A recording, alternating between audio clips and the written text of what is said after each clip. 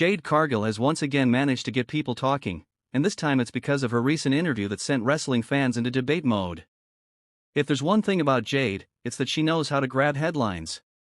Some fans love it, others roll their eyes, but the fact is she is always in the discussion, and that's exactly where WWE wants her to be.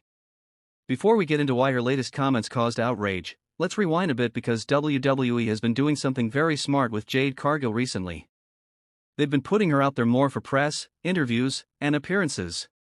That is not something they do with everyone. WWE only invests that kind of media spotlight in people they see as long-term players, and the timing of this was intentional with her big SummerSlam match against Tiffany Stratton. That was one of the marquee women's matches of the show, and even though WWE didn't pull the trigger and crown her champion, the fact that they trusted her with that stage shows the confidence they have in her. Now, in this recent interview on the Club 520 podcast, Jade was asked about how the WWE Women's locker room reacted when she first signed. For anyone who might have forgotten, her signing in late 2023 was a huge story. She became the second AEW name to jump ship after Cody Rhodes, and the message was loud and clear. If you are talented and you leave AEW for WWE, they will not bury you. Cody proved that, and Jade became the next big test case. Fans were watching closely to see if she'd be booked strongly, and for the most part, she has. But here's what she said about that initial locker room reaction, and this is where things start heating up. According to Jade, it was all love. She said the women wanted to work with her, they knew she came in to get better, and she made it very clear that she came to WWE because there is no other place to become a legend. Her exact words emphasized that there was no alternative. WWE is the place to cement your legacy, and she's here to do exactly that. She also said that the other women respected that and wanted to help her grow, because by helping her, they help elevate the entire women's division. Now, let's be honest. That's a strong statement. Saying you are in WWE to become a legend is bold, and it immediately split the audience. Some fans nodded along and said of course she should have that level of confidence. Others were quick to point out that she hasn't done enough in WWE yet to talk about being a legend. That's where the backlash came in. But let's break this down fairly. When someone like Jade Cargill signs, the talent already in the locker room has two options. They can either look at her as competition and be resentful, or they can see her as an opportunity to raise their own profile. Wrestling is about star power. The more stars you have in your orbit, the more value you have by working with them. If Jade is viewed as a big deal, then wrestling her and beating her or even just standing across from her boosts your own stock. That's how the business works, and that's why what she said about being welcome makes a lot of sense. As for the legend talk, I get why some people roll their eyes. She's barely scratched the surface in WWE. But you also can't knock someone for having ambition. Every wrestler who ever became a legend had to think it and say it before it happened. People forget that. The Rock, John Cena, Becky Lynch, Charlotte Flair, they all claimed big things early. You can't climb to the top without believing you belong there. And if we're being real, Jade's track record is stronger than people give her credit for. In AEW she was green but still managed to have one of the longest undefeated streaks and a dominant run as TBS champion. That's not nothing. And WWE has already started reshaping her presentation in a smart way. In AEW, she was a pure powerhouse heel. Short matches, dominant squashes, not much room to show her personality. It was similar to what Batista complained about in OVW under Jim Cornette, being booked too one-dimensional and not allowed to grow. WWE has flipped that. They positioned Jade as a babyface, gave her longer matches, encouraged her to sell, and most importantly, let her personality shine. Pairing her with Bianca Belair was a brilliant move because it softened the initial push. Instead of throwing her straight into the title picture and risking a fan backlash, they let her build chemistry with Bianca, let her be seen as likable, and let fans see that she's not just muscle. She's got charisma, she can connect, and she can draw eyes in a different way. And give credit where it's due, Jade has stepped up. She didn't fold under the pressure. She delivered. Now back to the controversy. The idea that everyone welcomed her with open arms is probably not completely true. There are always going to be people who feel threatened. Not everyone in WWE wants to see someone walk in from AEW and instantly get pushed to the moon.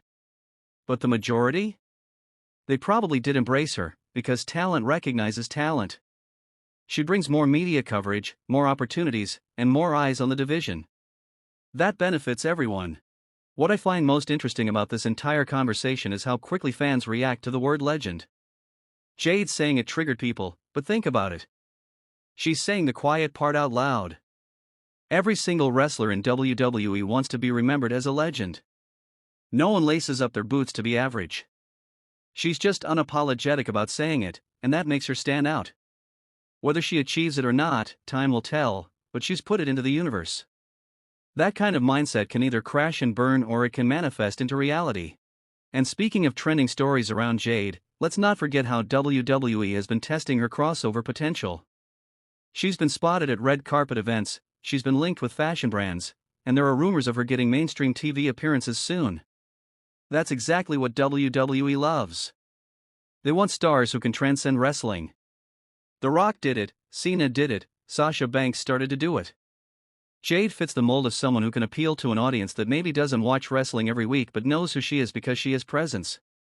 That's why WWE is so invested in her media appearances right now. They don't send just anyone out to these podcasts. They're carefully grooming her. So yes, her comments about being a legend ruffled feathers, but they also fueled the conversation around her. And that's what matters. As long as fans are talking, she's doing her job. Outrage online is not necessarily a bad thing. It keeps her relevant, keeps her name trending, and keeps her in the spotlight. Wrestling thrives on that kind of attention.